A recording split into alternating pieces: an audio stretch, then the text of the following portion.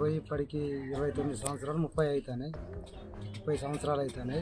ఒకటి ఏంటంటే మమ్మల్ని అప్పుడు చదువుకునేటప్పుడు ఇంటర్మీడియట్లో పోయి ప్రజల కోసం ఉద్యమం అని చెప్పేసి పోయిండు. ఇంతవరకు కూడా ఇంటికి వచ్చింది లేదు, చూసింది లేదు. మేము ఏంటంటే ఇప్పటికైనా మంచిగా ఉండాలి మా బాబాయ్ అని చెప్పేసి అనుకుంటున్నాం. మాకు కొద్దిగా ఫేక్ న్యూస్ నేర్పుతాం చనిపోయింది అని చెప్పేసి. ఆ విషయంలో మేమైతే ధృవీకరించలేదు, మాకైతే ఇంతవరకు తెలియదు. తెలిసినా మాకు పూర్తి విషయం అయితే ఎవరు కూడా సమాచారం ఇవ్వలేదు. పోలీసు వాళ్ళని కూడా అది తెలుసుకుంటే మాకు కూడా తెలియదు అని చెప్పేసి అంటారు. అది ఏదైనా ఉంటే మాకు వివరించండి, లేదంటే ఇప్పటివరకు మాకు బతికుంటే చాలా మంచిదని చెప్పేసి నేను కోరుకుంటాను.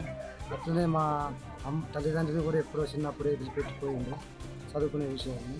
ఇంతవరకు మమ్మీని ఆయన చూసింది లేదు, మాకు కనిపించింది లేదు. మాకు కూడా బతికుండి ఒకసారి కలిపితే మంచిగా ఉండని చెప్పేసి మేము కూడా కోరుకుంటాను. ఇదే మా సంతోషం, బతికుంటే అని చెప్పేసి కోరుకుంటాను. మా నాయనమ్మకు కూడా ఉన్నది ఆరాటం, చూడాలి బతికుండాలనే ఆలోచన మా నాయనమ్మకు కూడా ఉన్నది. బతికుంటే చాలా సంతోషకరం అని మేము కూడా అనుకుంటాను. అదే మాకు కావాల్సింది కూడా అదే మా విషయం. ఫోటోస్ కూడా మాకు ఫేక్ అనిపిస్తాయి. ఆ ఫోటోస్ పెట్టిండ్రు ఇస్తాండ్రు కానీ అయితే మాకైతే ఫేక్ అనిపిస్తాయి. ఇప్పటి వరకు కూడా ఏది మాకు ఎవరు కన్ఫామ్ చెప్పడం లేదు, కన్ఫామ్ ఇవ్వడం లేదు.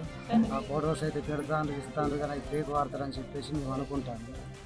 మాకు ఏది విషయం తెలియదు. ఇంతవరకు అయితే మాకు ఇన్ఫర్మేషన్ ఇచ్చిన వ్యక్తులు కూడా లేరు.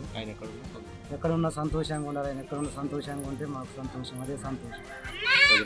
ప్రజల కోసం పనిచేస్తాడు ఆయన, ప్రజల కోసం ప్రజల కోసం పోయిండు.